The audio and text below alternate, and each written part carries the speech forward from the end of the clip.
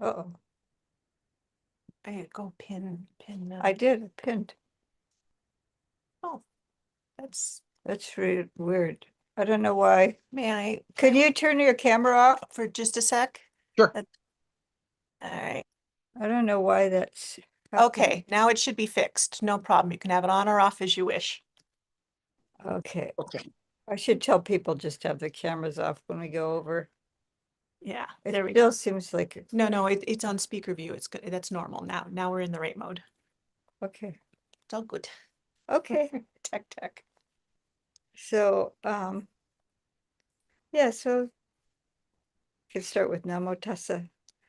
Namo Tassa Bhagavato Arahato Samma Sambuddhassa. Namo Tassa Bhagavato Arahato Samma Sambuddhassa. Namo Tassa Bhagavato Arahato Samma Sambuddhassa. Buddham Dhammam Sangham Namasami. So this morning we're going to be talking about a sutta that's called please don't. That was just really distracting. Yeah, Yeah. there we go. All right. We're going to talk about a sutta called it's a Upanisa sutta, and it has a number of different names that this can be called transcendental dependent origination, or it can be called dependent liberation, or there's several different names that that's been renamed, but it's also translated as proximate cause or vital condition. And this is in a book of causation in the connected discourses. And it's wonderful because it takes dependent origination. It shows us the way out, because when you first look at dependent origination and you go through the 12 links and you end up with suffering, sorrow, lamentation, pain, grief, and despair, and then it tells you the way out is the ending of ignorance, and ignorance is like, it seems like Back there. way back there. Yeah. So how do we get there? How do we end ignorance? So this is pointing the way. Can we name this the happiness path? Well, could, but we have to, Yeah. that's one part of it. Yep. So we can go over to the sutta itself. I'll share it. Let's see, which one is this? This is, Did you want Bhikkhu Bodhi? yeah, so it's the other tab. Okay, Oh, I know what I didn't do. I didn't. so I'm gonna share, put this on share screen. Okay. And see what is that there? I think I got it now.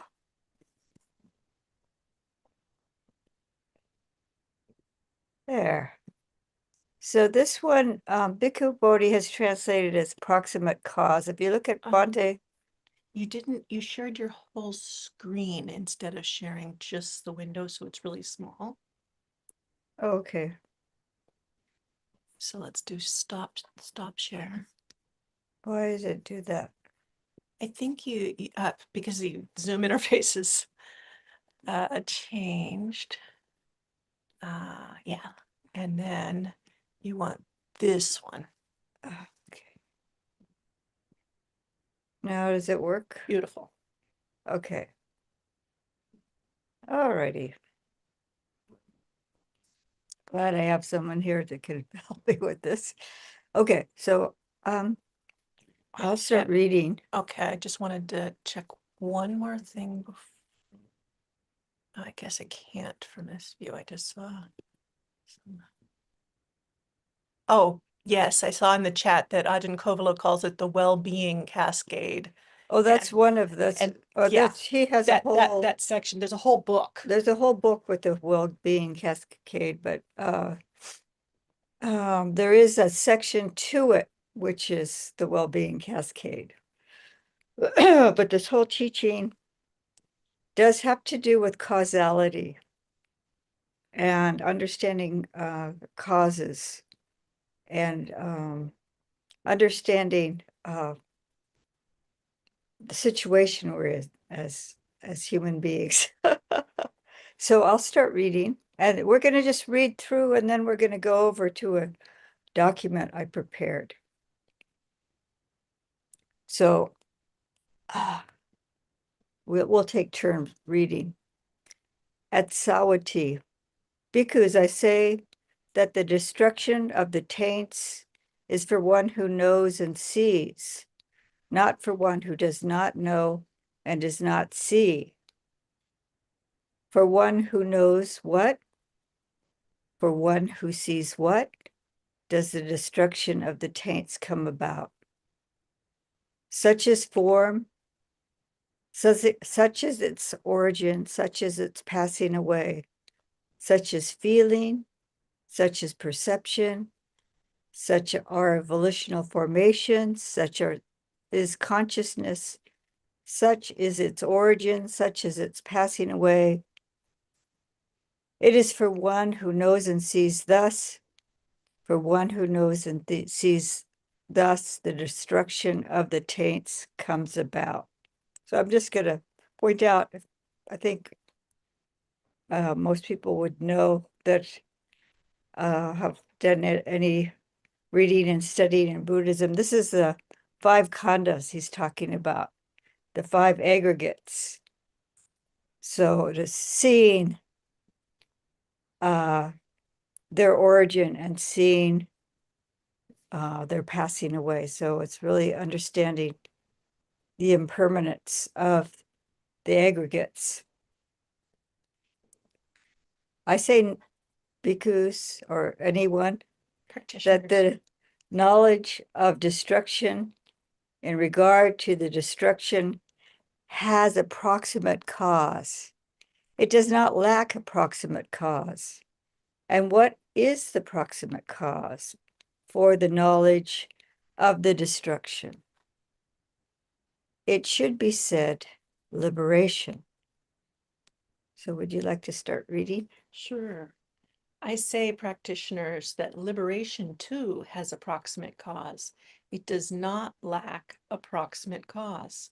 And what is the proximate cause for liberation? It should be said dispassion. And we'll show some of the Pali words later. I say, practitioners, that dispassion too has a proximate cause. It does not lack a proximate cause. And what is the proximate cause for dispassion? It should be said revulsion. Keep going. Yeah, keep going. I say, practitioners, that revulsion too has a proximate cause. It does not lack a proximate cause. And what is the proximate cause for revulsion? It should be said the knowledge and vision of things as they really are. For those who were recently on retreat, this is that Yata Buddha Dasana. Jnana dasana. Not, thank you. Yata bhuta jnana No, dasana. I shouldn't leave the knowing out. Okay. Do you want me to Keep going. I say, practitioners, that the knowledge and vision of things as they really are too has a proximate cause. It does not lack a proximate cause. And what is the proximate cause for the knowledge and vision of things as they really are? It should be said samadhi. Very good. I say, practitioners, that samadhi too has a proximate cause.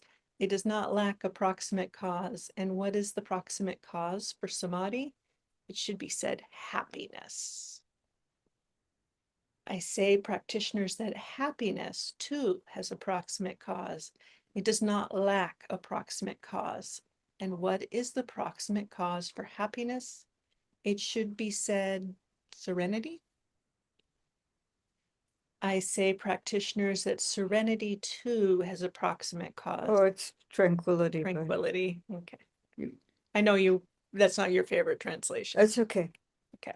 We'll just read what, Read it as this is Bhikkhu Bodhi's translation here, so we're Oh. respecting his. Okay. Tranquility. What is the proximate cause for tranquility? It should be said rapture. I say practitioners that rapture too has a proximate cause. It does not lack a proximate cause. And what is the proximate cause for rapture? It should be said gladness. I say practitioners that gladness too has a proximate cause. It does not lack a proximate cause. And what is the proximate cause for gladness? It should be said faith. Sutta. Sada. I'll start from here. Great. Go for suffering. All right. I say, bhikkhus, that faith too has a proximate cause. It does not lack a proximate cause. And what is the proximate cause for faith? It should be said suffering. I say, everyone, that suffering too has a proximate cause. It does not lack a proximate cause. And what is the proximate cause for suffering? It should be said birth. I say, bhikkhus, that birth has a proximate cause. It does not lack a proximate cause. And what is that proximate cause for birth?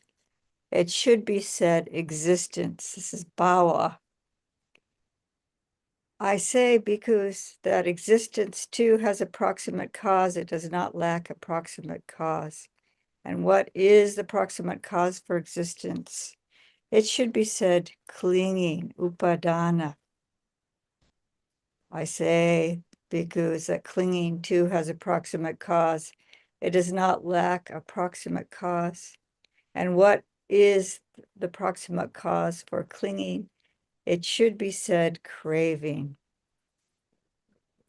I say, bhikkhus, and everyone, that craving too has a proximate cause. It does not lack a proximate cause. And what is the proximate cause for craving? It should be said feeling.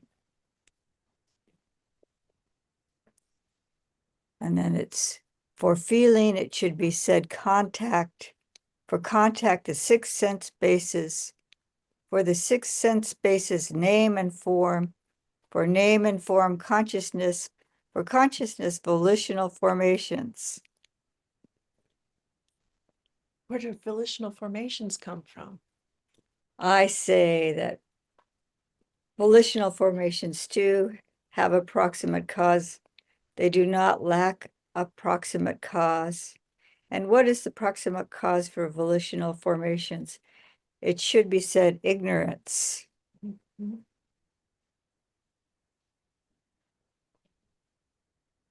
Do you want to read the next part? All right.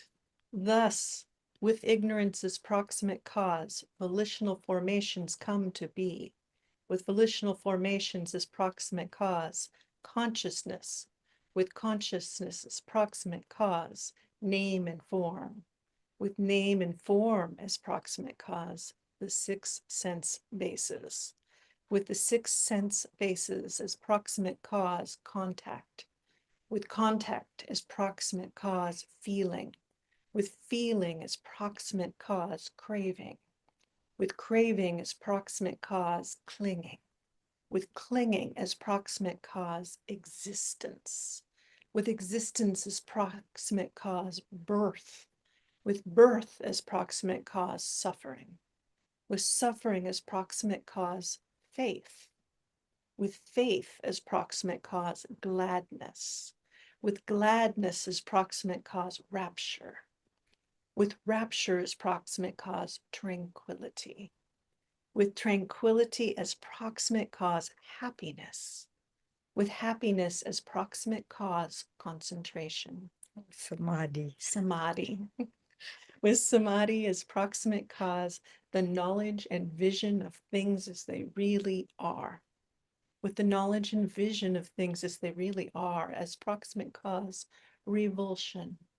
With revulsion as proximate cause, dispassion. With dispassion as proximate cause, liberation. With liberation as proximate cause, the knowledge of destruction.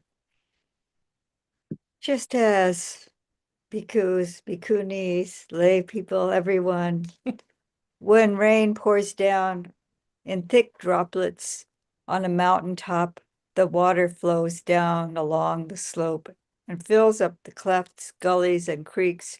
These being full, fill up the pools. These being full, fill up the lakes. These being full, fill up the streams. These being full, fill up the rivers. And these being full, fill up the great ocean. So too, with ignorance as a proximate cause, volitional formations, and so on to with volitional formations as a proximate cause, consciousness with liberation as a proximate cause, the knowledge of destruction, Awesome. the knowledge of the destruction of the taints. Sadhu, sadhu, Sadhu, sadhu. sadhu. Yeah, that last paragraph is where Ajahn Kovalo gets the well-being cascade Uh-huh. naming. Yeah, so it's that section after dukkha, when faith arises. And we're going to talk more about that. So I'm going to go over to the document, see if I can do it. Ish. And I think this should do it. That should do it. There. So now I have both the alternative. If you go online, both Bhikkhu Bodhi and others have given talks on this particular sutta, and I would recommend listening to them. But the dependent liberation is Bhante Sujato's translation, or his inspired naming of the sutta, and the transcendental dependent arising is how Bhikkhu Bodhi has an inspired name for it, I guess, because a literal translation would be something like proximate causes. Upanisa here is the word, the Pali word. Do you want to reduce your tab side so that the text fills the screen? Just click on that arrow. Okay, there we go. Upanisa is the name of the sutta. And here's a translations I've taken off the digital Pali translator. So caused by, precondition, prerequisite, and it's literally nearby. And this is why I think, because there's multiple causes. It's like, it's not just one thing. But what's the closest, if you want to think of it as a chain of events, it's not, there's a lot of feedback loops and a lot of influence from the other factors, but the closest or the most direct cause for the rising of each factor is the one that precedes it. So proximate cause is what Bhikkhu Bodhi translated, and vital condition is how Bhante Sujato translates that. And the proximate cause for picking this sutta was that you were doing the suttas on dependent origination and you wanted to end on a happier note. And meanwhile, I was on retreat and I was having such a sukha retreat. This was one of the suttas that I was looking at and practicing with. And so we got back and Aya says, I've got a sutta for this coming week. And I said, oh, great. What is it? I said, that's exactly the sutta I wanted to pick. So of all of the suttas in the canon, we had proximate causes for. We were resonating on it the same. So here it's just, this is the beginning of the sutta. And I just wanted to pull it up again, because it's talking here about the five khandhas. And it's starting out with the destruction of the taints, and particularly the taint of ignorance and the asavas, or the defilements. And that's a hard word for translators, because it talks about a flow, and Bhikkhu Bodhi says it's um,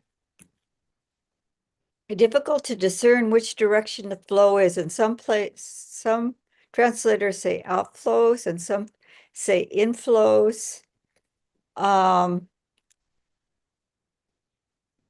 But it's and then Bhante Sujato just translates it as defilement, but I think that's too general, because these are really specific. These are specific defilements that need to be uprooted to be completely liberated. I mean, we can eliminate a lot of the unwholesome tendencies that we have, but until we completely destroy the asavas, we're still not free. Did you say that it was vital, what was vital conditions? I also think of this as like the vitality of the practice and and flow, it's the flow of it. And when you've got an asava, there's like on if your blood vessels or there's a constriction. There's something that's flowing in, bringing in a poison, or oozing out, creating a canker. So one of the understandings of what the original meaning of asava is a sore. And so if you have an infected wound, you have the infection going in, and then the flow of the pus and stuff coming out. And then there's a Chinese character, Bhikkhu Bodhi, and a talk I listened to. I just wrote this in. There's a Chinese character that shows the rain leaking into a building as the asava. So it's like there's breaks in the roof, and then the water flows in, and then it causes damage to the house. So it's more like the understanding of asava would be more like an inflow, like something that's corrupting coming in. But the idea of the wound too, where it's because if we have these corruptions, so that's another translation of asava as corruption. Then it's harming us, and then we're likely to be a harmful person in the world if the asavas have completely taken over. And so the main asava we need to worry about is that of ignorance, and that's what I think they're mostly speaking about um in this sutta, to overcome ignorance. So I have the word pachaya here, which is usually when you talk about dependent dependent origination, the word is pachawa instead of Upanisa. So here is the usual chain here: avijja pachaya sankhara, sankhara pachaya vijnana.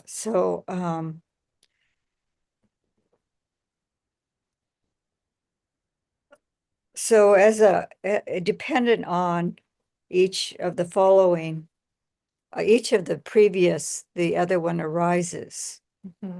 And we were talking here about those who were on retreat. There was also a talk about what does sankhara mean, and Aya Subhijana said it's the drive, which is similar like to impulse. It's And I think it is. It's ignorance. Ignorance drives us to do whatever.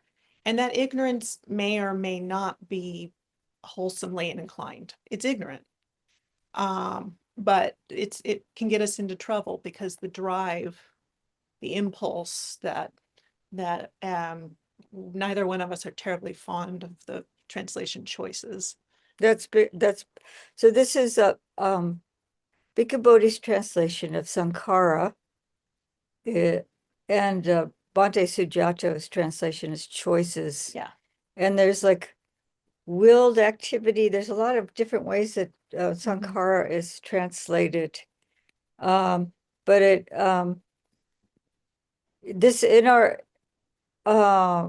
ignorance and choices in our daily lives, as well as in the process of rebirth, is these are very closely related. And this chain here is talking about actually rebirth. And I spoke about this in the last sutta discussion. And if you're studying dependent origination, it's important to consider that this is really speaking about the process of rebirth, as well as our how we function in the world. And so if we have ignorance at the head, then it's going to be our choices are going to be bad. So the more awareness we bring to our lives, the more happiness we're going to bring to our lives, and less trouble we're going to cause for ourselves and others. But I just have this list here, so we get the Pali and this is the usual layout for dependent origination, with Pachaya as a condition for, or Bhante Sujata says a requirement for. So if you're looking at the Sutta Central, you'll see that too. So I hope this isn't too confusing. This is feeling, conditions, craving, and then it switches, because this is Bhante Sujato's translation. I just mixed them, yeah. Yeah, I mixed them up. And so grasping, this is Upadana Pachaya Bhavo. This is grasping. And I think Bhante Bodhi translates that as clinging. And then this is grasping, conditions, continued existence, or is and then continued existence is a requirement for rebirth. Rebirth is a requirement for old age and death and sorrow, lamentation, pain, sadness, and distress come to be. So this is the usual way that dependent origination is laid out. And this is how this massive suffering originates. So the sutta we're looking at, so this is birth to old age and death is the usual sequence, and then birth to dukkha is the sequence in this sutta that we're studying today. And so we encounter dukkha and in the world, and then we seek out sense pleasures in order to try to alleviate the suffering. This is the usual thing that we do. We think that we're how we can gain happiness is through satisfying the senses. But then it just ends in an endless cycle of seeking and rebirth. So the sutta, well, he was talking about knowledge. He starts out with knowledge and liberation. He starts out with the goal. With the goal. Yeah, with freedom. Yeah, so with freedom. And so I started here with ignorance is the vital condition for volition or choices. And then we're jumping down to craving and grasping and continued existence down to rebirth as a vital condition for suffering. So this is where the shift happens. For when we encounter the Buddhist teaching, and for me, when I first heard the Four Noble Truths, and I was saying this really important teaching. I want to know more about it, and I can see directly uh, how craving is a direct cause of suffering. You can see, you start understanding dukkha, you start understanding the teaching, and you think, oh, there's a way out. And so then this is where the faith arises, as when you start actually understanding the teachings. And I'm not sure if it's when you begin to understand, because I think at this point there's still ignorance is the base fuel, well, no, but and you but start. there's this spark. No, this is what I'm talking about. You Okay, start to understand. you start. Okay, You don't fully start. understand it yet, but then there's hope. You There's have a hope. feeling of hope, and there's a way out. Hmm. And this is why uh, faith faith arises at this point. I feel like, and from here we're going to get into what I Yeah, well, feel is kind we of the just take it one at a time. right, but this step here I think is what's really interesting and unique about this sutta is that you're going from this suffering Yeah, and then faith comes up. But I was thinking about this last night. This is the way of the world too. I mean, it's how we end up with religious zealots and how we end up with, it's like I see whatever the religion or the group or the commercial well-being or the my job on Wall Street, I get some sense of, oh, I have hope, there's a way out, I can achieve, but it's still got a lot of ignorance in it. And unless we can bring in, earlier it talked about seeing the arising and passing, seeing the arising and passing.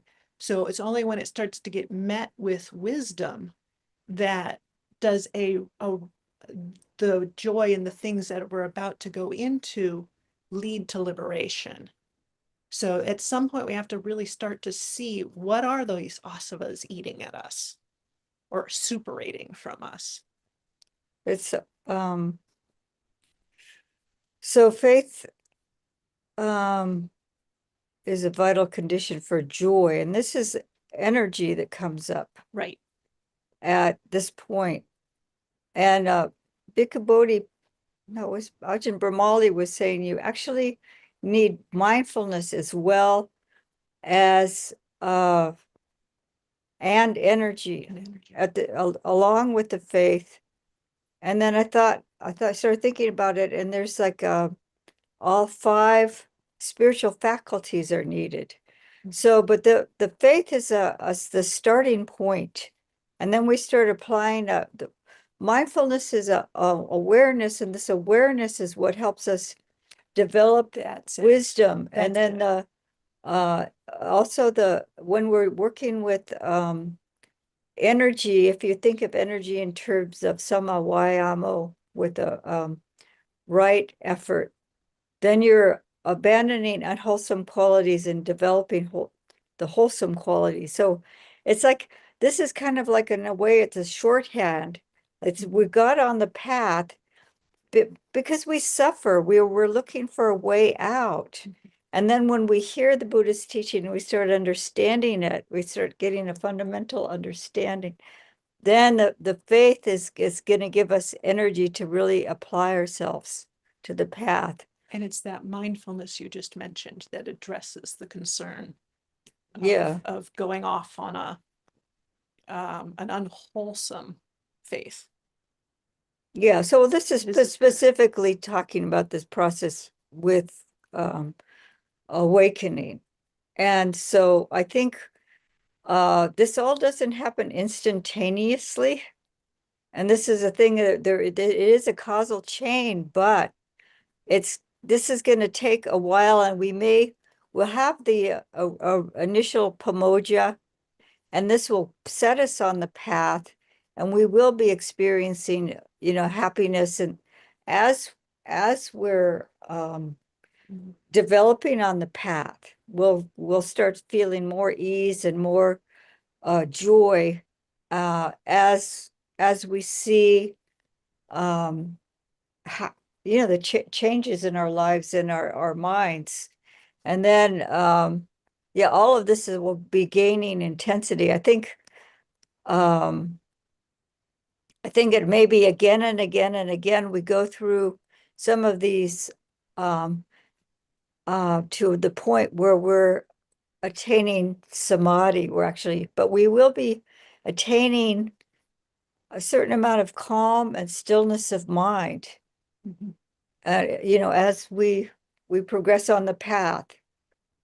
Yeah, because I don't see this as like instantaneously boom, boom, boom, boom, No. boom. No, I don't It feel gets it gets to a certain point where I probably will.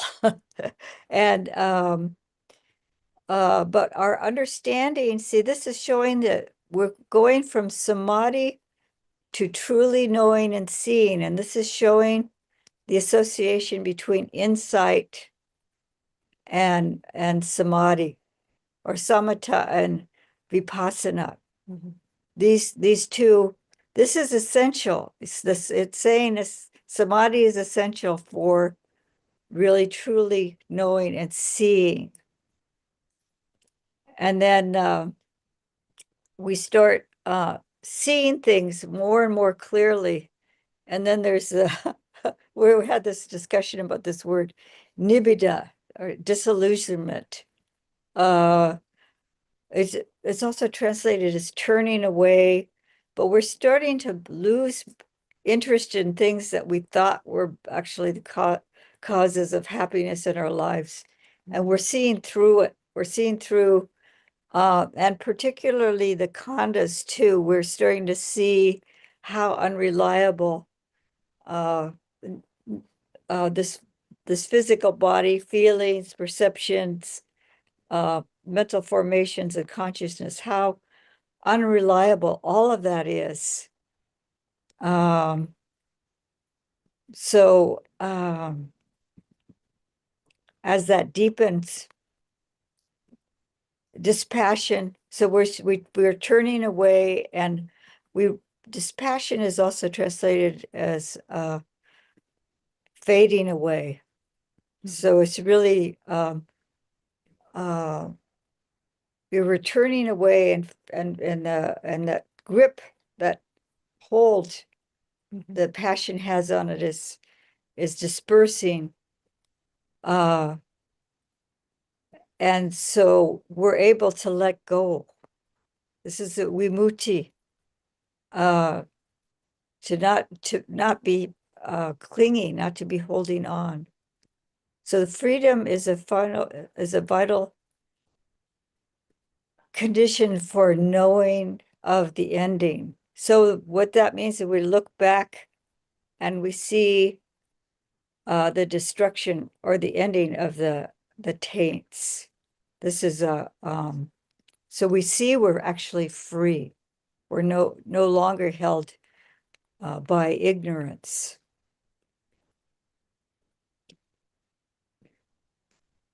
So I put this here again. Rebirth is a vital condition for suffering. And this is from the Dhammacakkappavattana Sutta. And in the Dhammacakkappavattana Sutta is the turning of the wheel of Dhamma. And this is the first teaching the Buddha gave. And he asks the rhetorical question, what is dukkha in the Four Noble Truths, the description of the Four Noble Truths. And this is Bhante Sujato's translation. Rebirth is suffering, old age is suffering, illness is suffering, death is suffering, being coupled with the disliked is suffering, separation from the liked is suffering, Not getting what you wish for is suffering. In brief, the five grasping aggregates are suffering. So at the beginning of the sutta, he was talking about how we needed to understand the five khandhas as they are, and that formula is the formula for the Four Noble Truths. See, the origin, if we go back up to here, such as the origin, such as its passing away. Yeah, I think that Oh, because I looked at it, it's just the oh, it's just the origin and passing away. right, but it Okay. does point back It towards points back towards the Four Noble Mhm. Truths. at least Okay, so the origin, the cause. So we look at the cause. We have the cause here with this whole chain, dependent chain, but particularly the craving,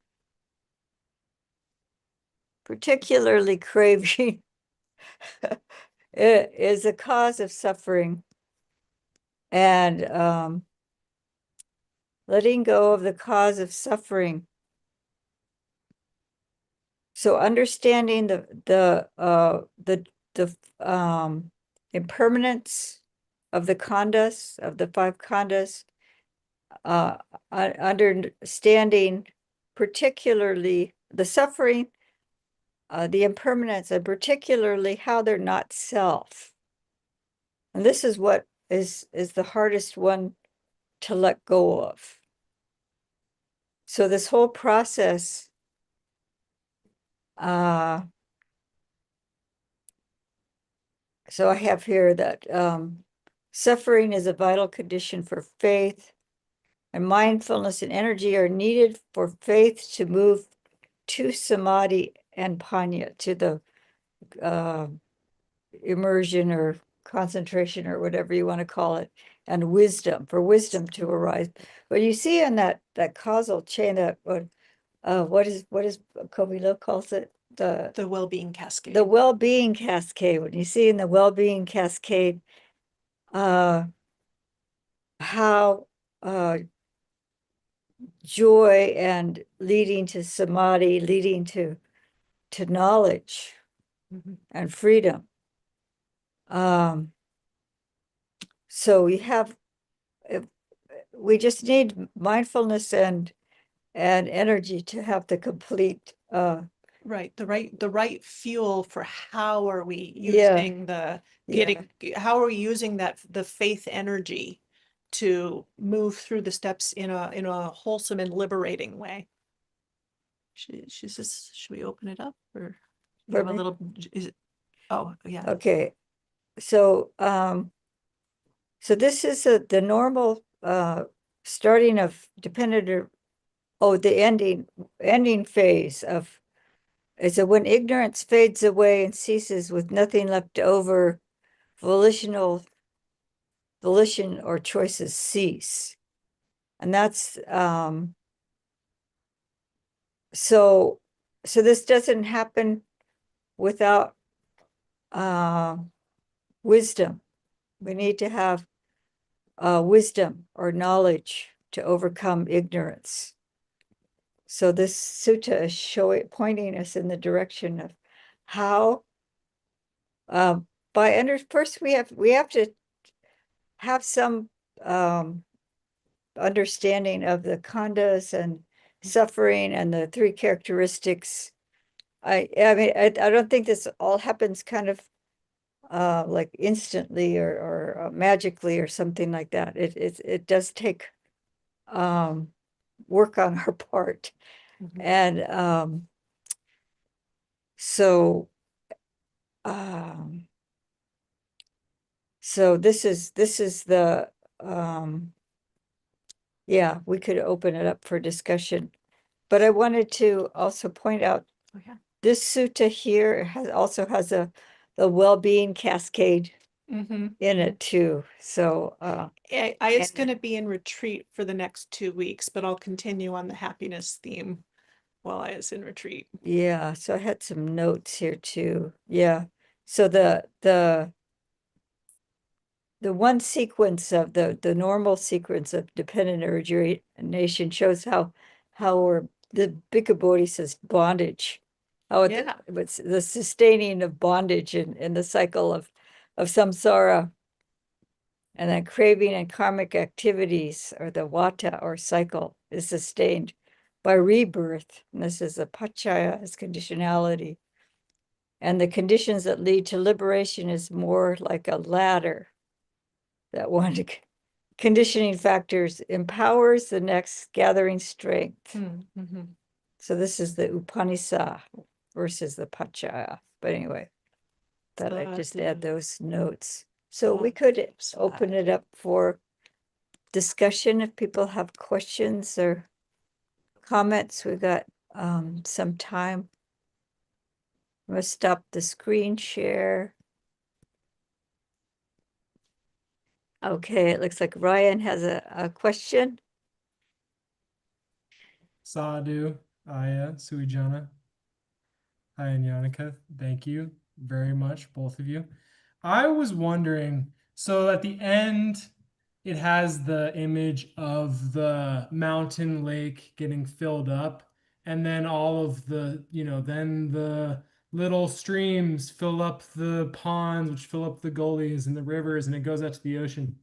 And so, one question I have that I notice comes up in practice is, how much are we just trying to rain on top of the mountain and let everything naturally flow into the next phase of it and let kind of gravity just pull us, like, and I guess in this case I see it as sada, like, conviction, growing our faith, listening to the Dhamma, kalyana mitta, asking the right questions, practicing. It's like growing the faith, growing the faith, growing the faith, and then that naturally will flow into mindfulness and energy and immersion and wisdom. And how much of it is a conscious process where we're going, okay, I've developed some faith. Let me see, let me pull it up again. So faith is condition for Pamoja. Pamoja. yeah, for joy. So how much am I going, okay, I've got faith now, joy next, So how much of it is a intentional process in that way? Or intentional might be a strong word, but like what is the balance between doing it on purpose and just kind of letting faith fill up the rivers and the gullies out to the ocean? Yeah, I think you can't just go on faith. And like I was saying, you needing to have mindfulness, the sati, and the energy. But I think that in terms of sama wayamo, uh, uh, knowing what to let go of, what to abandon, and what to cultivate. And so I think it's like I like to analogy is like if you're growing a garden, right? And so you have to cultivate the earth, and you have to take out the stones and take out the weeds, and you have to know what to remove and what to keep in.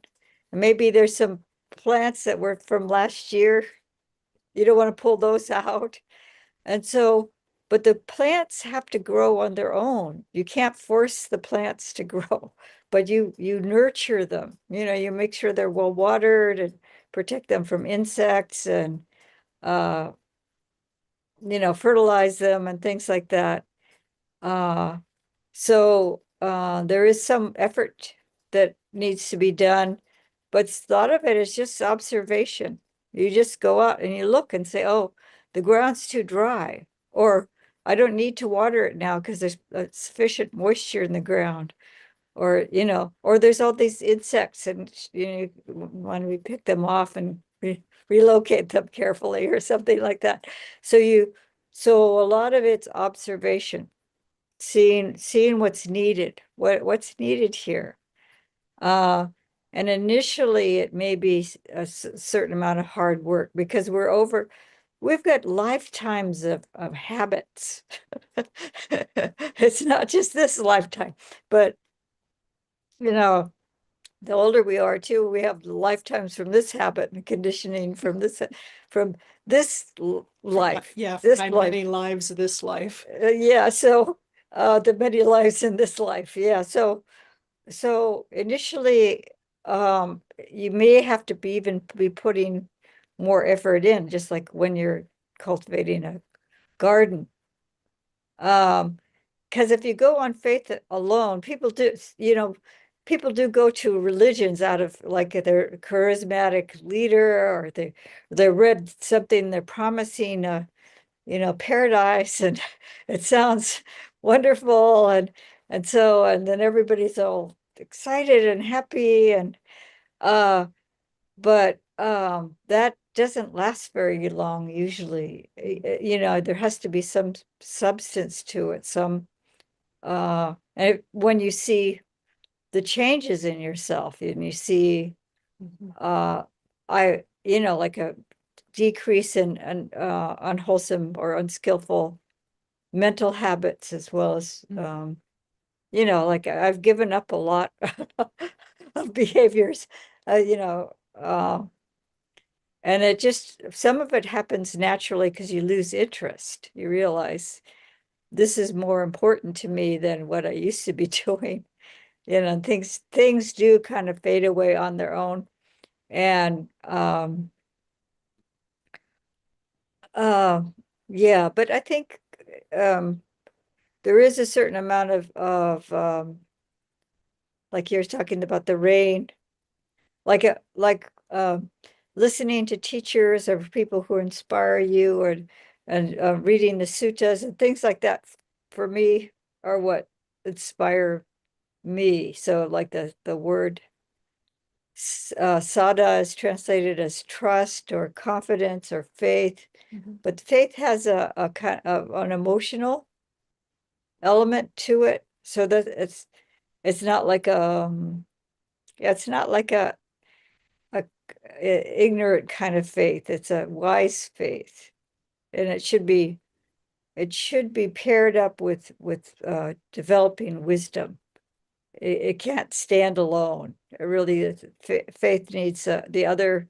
That's why I brought in the other faculties. There's the five faculties, so uh, we need all five of them. And sometimes I think the Buddha talks in shorthand, Yeah, yeah, that it's assumed that everything else is coming along with that, yeah.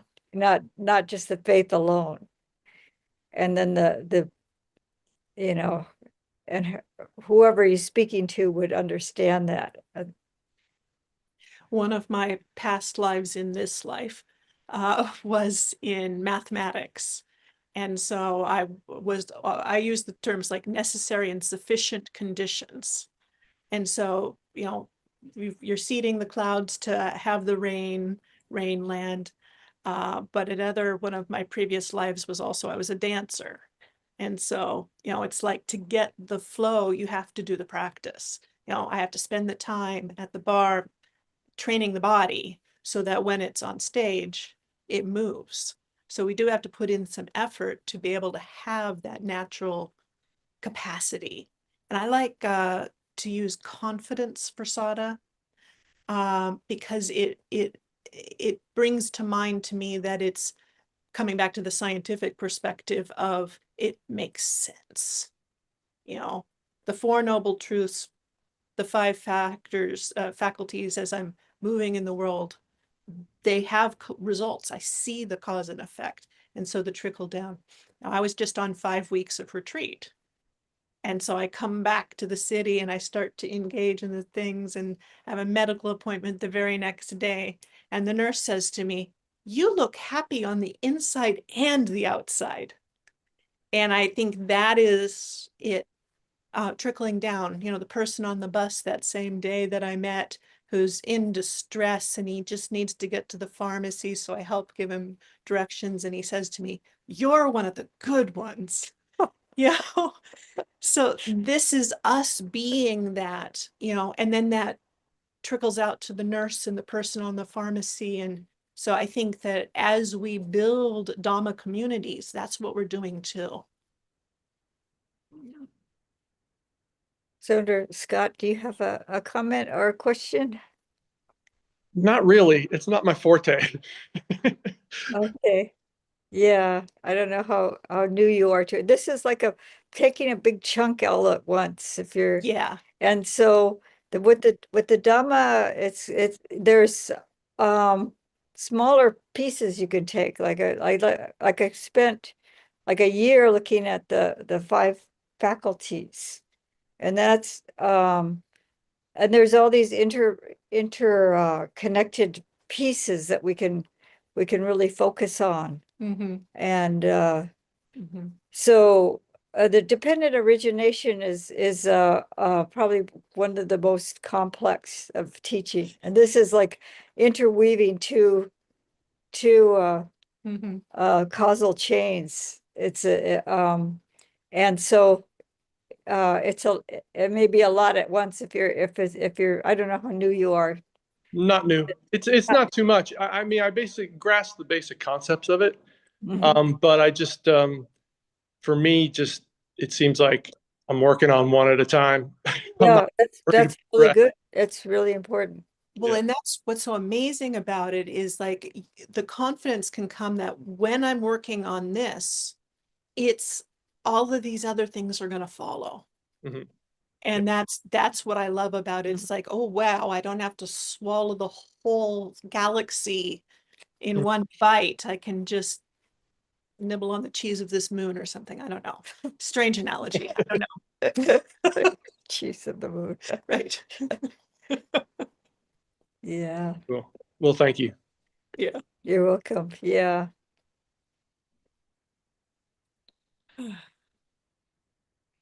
Yeah, I really wish for Ayasubhijana the same kind of happiness for the retreat.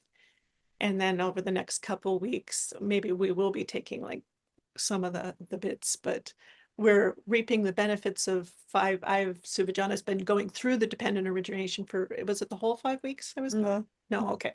So for part of that time. yeah, Oh, that's we right. were good started Yeah, out we with did the the honey ball and yeah, we did the Honeyball Sutta and the um not we did the Dvaita Vitaka before that, but we did the uh Vitaka Santana.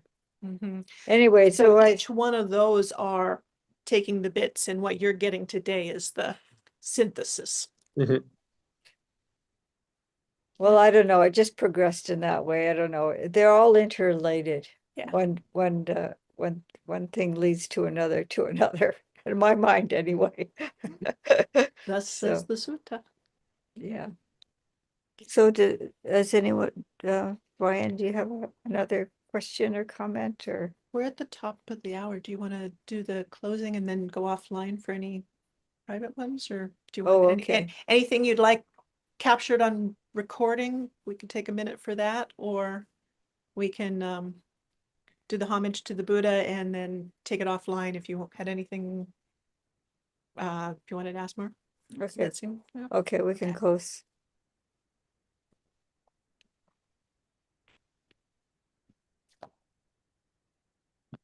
And you're welcome to bow or not as feels good for you. Arahant Sama Sambuddho Bhagava Buddham Bhagavantam Abhivade Swakato Bhagavata Dhammo Dhammam Namassam Supatipanno Bhagavato Sangha Sangho Sangham Namah.